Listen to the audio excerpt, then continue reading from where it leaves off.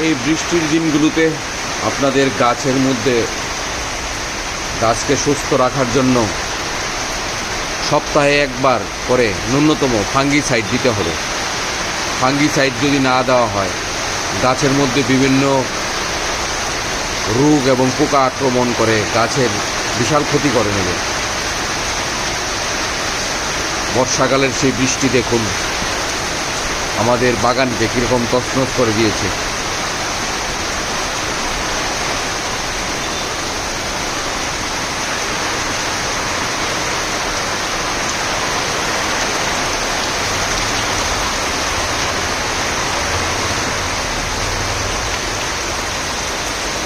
বৃষ্টির জন্য ঘর থেকেও বেরোতে পারছি না আমরা।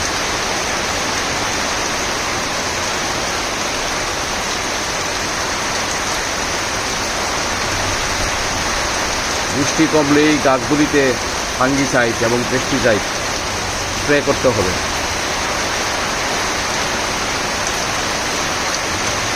আপনারা ঘরে বসে বৃষ্টির মজা আনন্দ উপভোগ করুন।